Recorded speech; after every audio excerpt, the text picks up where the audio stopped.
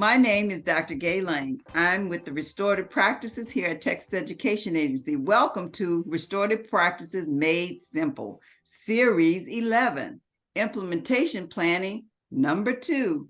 Part 1 was done earlier by some people that first began this process. However, Part 2, we have 2 pros here today. You're going to get a really good time today because they know what they're talking about. They've not only implemented in one school, but 2 of them. So they're going to share their experiences with you, and I will allow them to introduce themselves at this time. So, Mr. Shirley, will you go first? Hi, my name is Jake Shirley. I am currently the principal at Northlake Elementary in Garland ISD, just outside of Dallas. I've also implemented restorative discipline at Central Athens Elementary, a small elementary school in rural East Texas. I've been working on restorative discipline for this will be my 7th year working with Dr. Lang and my teachers and communities on restorative discipline with our students. Thank you so much, Mr. Shirley. Miss Kino. No, I'm going to pronounce your name correctly today if it kills me. Oquendo. Yes, ma'am. My name is Oquendo. I'm a principal currently at Richard E. Cavazos Elementary School in Killeen ISD. We are a small, about 500 and some student school in Nolanville. And I previously worked at Haynes Elementary where we implemented restorative practices. We started, the year I started there, we had 1,200 students. So very different demographically and with the population, the number of students. So very different experiences at both campuses. Very good. So we're going to start out with Mr. Shirley or Jake, if you don't mind me calling you Jake for this purpose. So Jake, can you tell me about your first school and how you implemented it? Because in terms of implementation, we have several models. We have the model where you do the grade level model, where you send your grade level chairperson and your team leaders to Dr. Lang's training. They get trained, they go back, and then they train their teams, and then they start their training. And after all their training, then they do the rollout. They plan how they want to do it incrementally. And I repeat incrementally because this is not a fast fix-it problem. It didn't happen fast. It's not going to be fixed fast. So it takes time to roll it out. The rollout is slow and incremental. You take one step at a time. 6 weeks, you might do restorative practices, respect agreement. The next 6 weeks, you might do iMessage. The next 6 weeks, mini circles where you get to know your kids. But whatever it is, you need time for them to roll it out. So that's what the grade level chairperson would do each 6 weeks during PLCs, train the teachers over and over in different parts of it. That might take a whole semester. I don't know. But the idea is to go slow and incrementally so that they have time to learn what it is you're trying to teach them and time to practice it as well. So when they get ready to share it with the students, they actually know what they're talking about and they feel comfortable with it. When you rush it, they're very upset, which I don't blame teachers. You can't throw it out there and say, hey, go do this. That's not how it works. They need time. And so you give them the time by training them incrementally and allow them to practice incrementally. So when they do get out there, they feel comfortable about what they're doing. So that's the grade level model. Then we have a mixture of that by doing a pilot where you can say, okay, the administrators are going to do a pilot. They're going to train grade levels 2 and 3, and we're going to pilot these 2 and 3. And then after we pilot them, once they have it down, then maybe they'll help us train the other teachers. But you can do a hybrid of that grade level model by doing pilots with grade level and teams and things like that. The other model is when the administrators come and get the training from Dr. Lang and our school coordinator, restorative practice coordinator, or counselor, and then that's the team. So you have your school administrator, you have a counselor, you might have a social worker, but they come and get the training. Then they go into the PLCs and train the teachers on restorative practices. They take that same time, and I keep saying it takes a full semester to roll it out for teachers only. Just showing the teachers how to do this, it takes a full semester. A full semester, not 2 or 3 days, not 2 or 3 weeks, not 6 weeks. It takes a while to roll this out, to show them what to do, allow them time to practice, show them what to do, allow them time to practice. That's what you call incremental training for the teachers, so that when they actually get to do it, they know how to do it and they feel comfortable doing it too. So that's the administrative model. So you have administrative model, you have the pilot model, you have the grade level model. All those really work. As long as you keep reminding yourself, we're doing it slowly, we're doing it incrementally, and we're pre-teaching the teachers what we want them to know. We're pre-teaching them so when they get there, they know what to do. Now, the model that does not work is whole school. Wonder why? Well, you guessed it. Nobody can teach a whole school something overnight. They're going to make mistakes. Whole school models are very difficult. I've heard teachers say, well, our principal went to this training and it came back and everybody should be doing it. I said, I don't think that's possible because they don't know enough. You have to have enough time to practice this stuff and understand it so that you could tell it to someone else and they actually get it.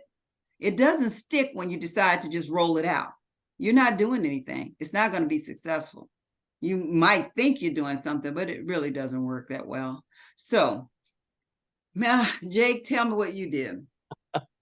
Well, first I want to echo what Dr. Lang said, that slow is smooth and smooth is fast. Any meaningful progress you're going to make is going to take time. In Central Athens, out in rural East Texas, we took kind of a hybrid approach. It was just me. I was the restorative discipline coordinator. I didn't have another support net. I didn't have other resources to really invest. I couldn't send my teachers down to Austin. We didn't have the resources for that, for them to get the training. So they had to receive that from me. And I knew that I could only have the capacity to train a finite number of teachers. So I started with my first grade and my third grade teachers. One, because we had some excellent teachers on those teams, but also some teachers that needed to fix things. They needed to fix things now. And so I needed to start investing in them. We started with just community building circles. I didn't worry about respect agreements. I didn't worry about iMessaging right away. I needed these teachers to have a system for building relationships with their kids and meaningful relationships with their students. So I invested in these teachers. We'd meet together once a month. We would talk about community building circles. We ran all of our trainings together as a community circle. This gave them an opportunity to try community building circles in their classroom, knowing that they'd get to come back to me the next month with all of their questions. Jake, my circle went sideways. I don't know what went wrong. What do I need to do to fix it? It was really a good organic think tank process, knowing that they only had to work on one thing, community building circles, and knowing they had somebody on campus that they could ask questions to, that they could get feedback from, get suggestions from. From there, the next year, we rolled up to second and fourth grade. That was very intentional. I mean, that was a whole year in between. 1 year, just first and third grade. The next year was rolling up to second and fourth grade. We chose that because moving on up with that cohort, the second and fourth grade students knew restorative discipline processes. So I only really had to invest in the second and fourth grade teachers. I was able to get to 4 grade levels in 2 years in a really meaningful way by really slowing down that process and really investing in these teachers. As a result, we saw a drop in office level discipline by about 30%.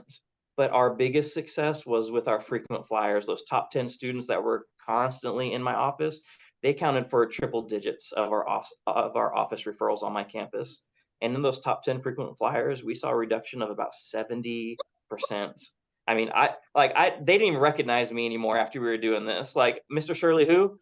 His teachers were able to take care of things. And the biggest win of that is it lets me know that these kids felt like they had a home on my campus. They had an adult that knew them, understood them, and a place where they felt safe. And I attribute all of that to these community building circles, giving these students a voice in the classroom. Wow, those are phenomenal numbers. Golly, that is impressive. I'm so proud of you. Woo! That's not me, it's the teachers and yeah, kids. They did the work. About it. 70%. Oh my God, if we could do that, because you spend a lot of time with those frequent flyers. If you can get them under control, life becomes a lot simpler and easier. Amen. Wow, that is wonderful. So, Yanni, how about you? Tell me about your first school. What did you do? So at the time, I was the assistant principal at Haynes Elementary School, really working under the direction of our campus principal. We knew that we had this big discipline problem. Over 1,000 discipline referrals in a year is huge. It's a problem. And so we started off with a book study on discipline that restores. We dabbled with the respect agreement, but quickly noticed that we needed more help than the book could give us. So our principal sent all of our administrators, as well as our counselors, and one teacher in each of our grade levels, pre-K through 5th grade, to Austin to receive the training from you, Dr. Lang. So we did the administrator training as well as the coordinator trainings to train up a team of people who could really start implementing restorative practices on our campus. And then from there, the hope was that they would then become the trainer of trainers for the grade level teams. So that was the first year of implementation. Those teachers were trained in the spring, and then in the fall, they continued their work.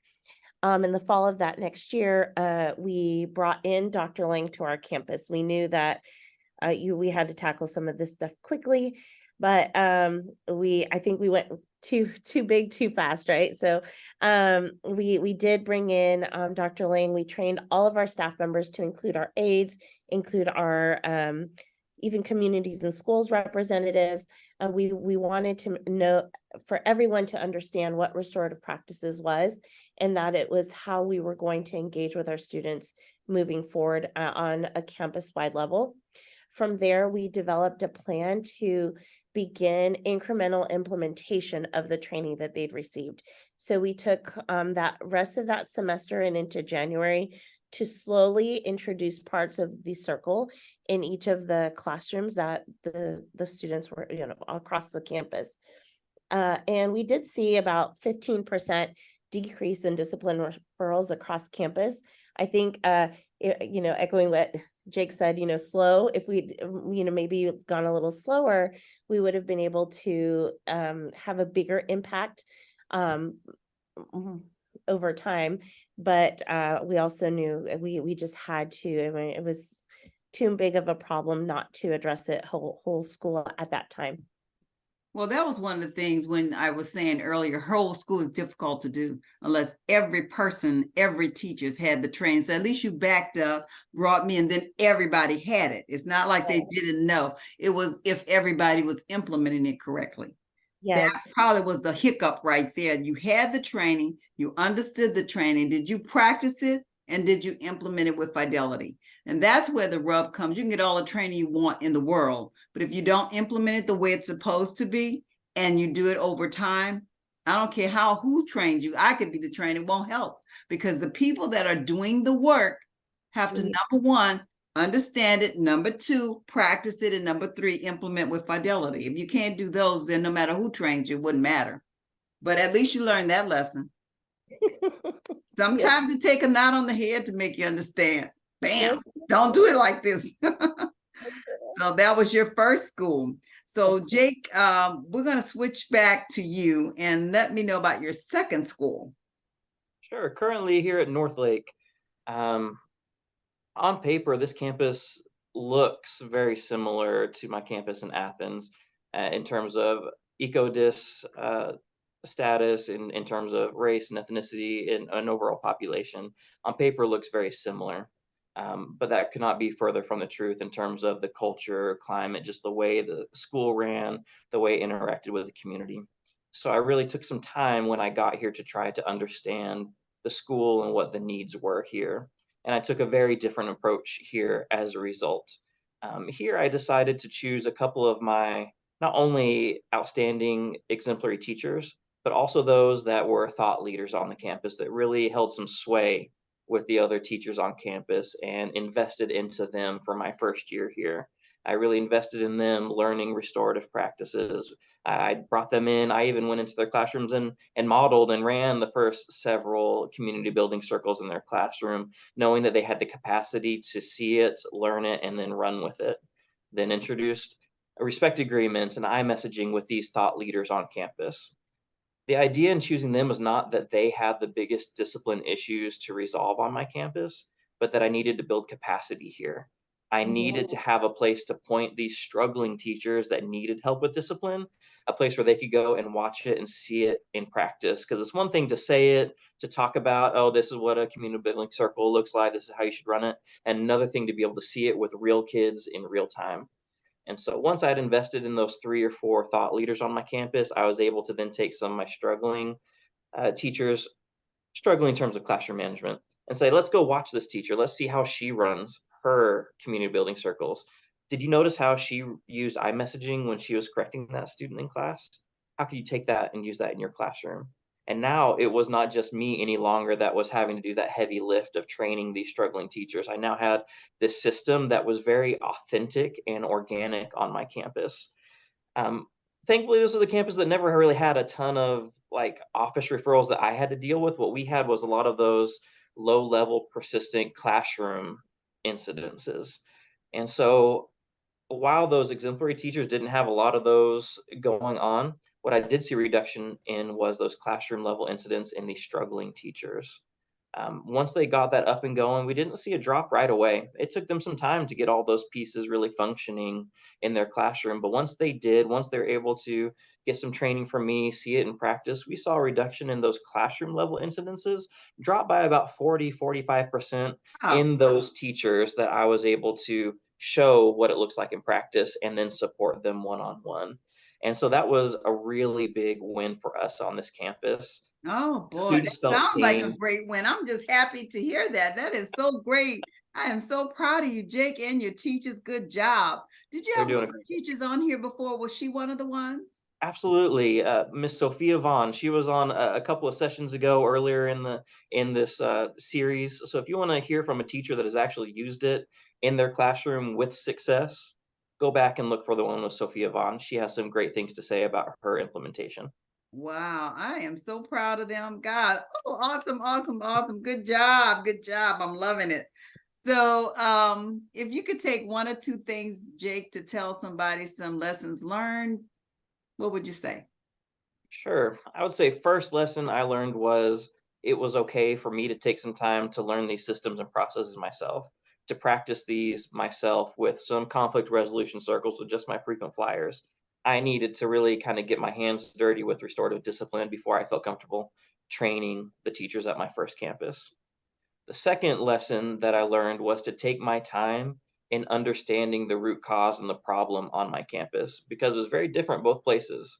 Because I took the time at Northlake to understand the culture, climate, what the issues were here, it really informed my decision-making process on what type of rollout I was going to use here at Northlake. If I had gone that same route at both schools, it probably would not have been as successful because the needs were different. So I needed to take a semester or even a year to really understand what my teachers needed, what my students needed, and what my community needed, and then tailor my rollout to address that specific need. Wow, awesome. That implementation plan is awesome for both schools, different needs, and you saw it, worked with it. And I like that you just focused on one thing at your first school, just trying to get the circles nailed down. And that was really important to be able to get that done with fidelity. See, I'd rather you work hard on one thing and get it down so cleanly, so smoothly that everybody gets it, than to work on 5 or 6 things and nobody gets any of it. So that was a good thing right there. I love that idea. Thank you so much. Yanni, what about you, your second school? Yes. So here at Richard E. Cavazos, we are very different from Haynes Elementary, which is way across in a different town. But we had smaller group of students that were receiving discipline referrals. And when I arrived, at that point, our school district had already implemented training for restorative practices through all campus administrators. And it was the plan of the district at the time was that all the schools were utilizing restorative practices. And so I came in with the understanding that we all knew what restorative discipline practices look like. And we all know that how to do the respect agreement, how to implement circles. And that was not the case.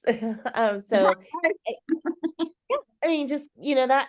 So we started very, very slowly implementing. We're really targeting this year more of our pre-K and kinder classes because that's where we have most of our discipline incidents. So we scheduled in specific time into their schedule for the restorative circles.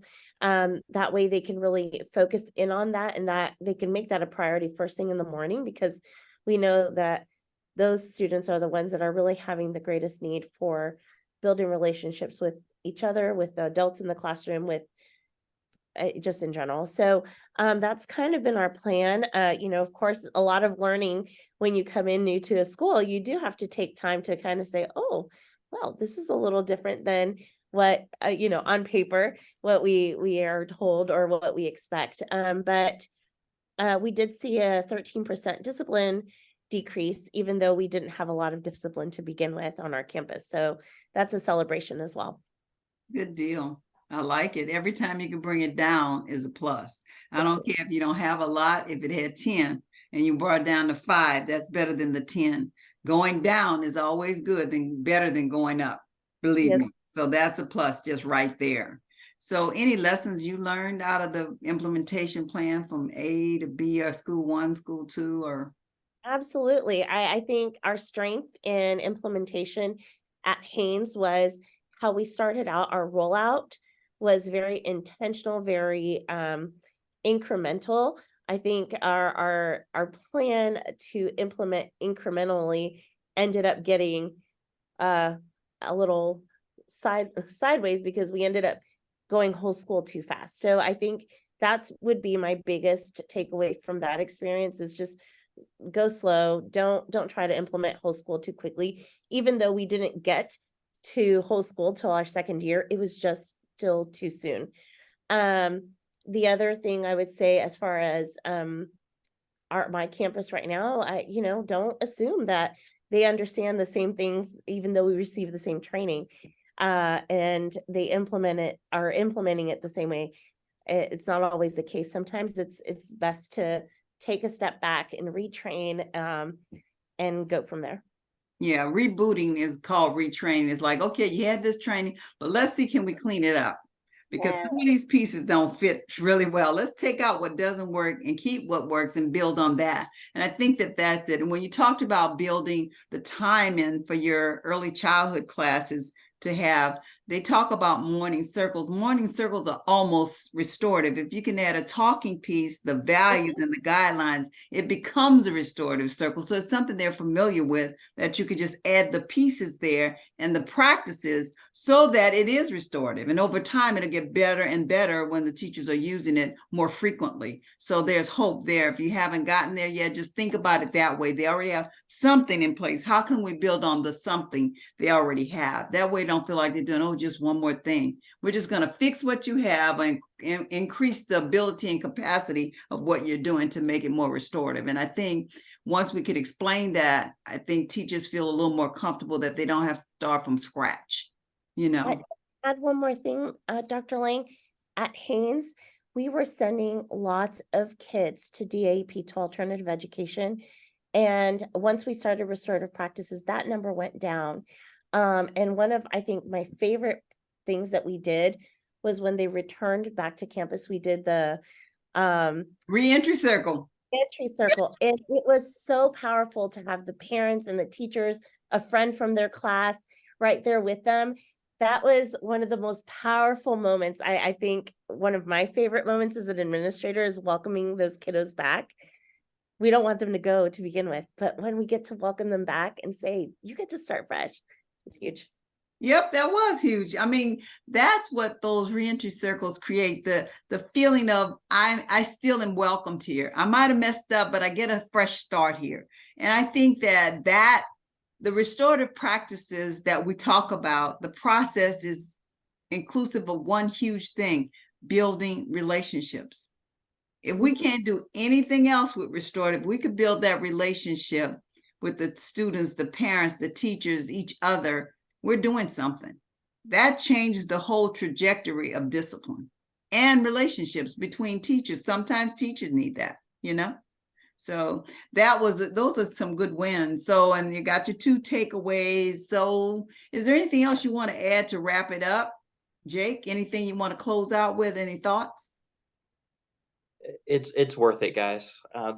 One of the biggest wins here, even though we didn't have a bunch of discipline referrals, is that I'm hearing from teachers, from students, and from parents that this school feels like a place that they want to be.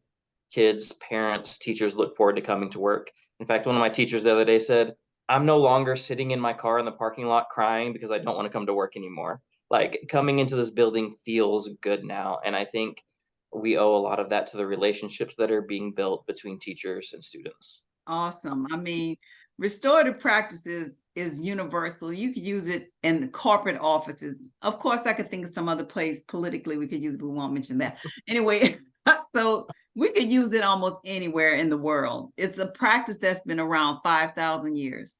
So if it worked for 5,000 years, surely we could do something to make it even a better place. So Yanni, do you have any last thoughts, things that you want to say? I'm just going to echo what Jake said. We had visitors on campus the other day, and our assistant superintendent goes, "This place just feels right." Wow. Yes. So when it works, it works. I mean, you can, when you have it all comes together in building a culture of a school. So it's worth it. Wow. I am so impressed with the two of you. I'm telling you, if I could just bottle the two of you and sprinkle some of you over everybody, I think we'll have a good school district. I know a system in Texas. I thank you so much for being on here. I couldn't do it without you. And I really appreciate the work you're doing in your schools and sharing your information with other people. Hopefully, when they watch this series, they'll get a lot from you because you have definitely shared a lot of information. Thank you so much. And until the next time, keep on looking at our series, and that is Restorative Practices Made Simple. Thank you.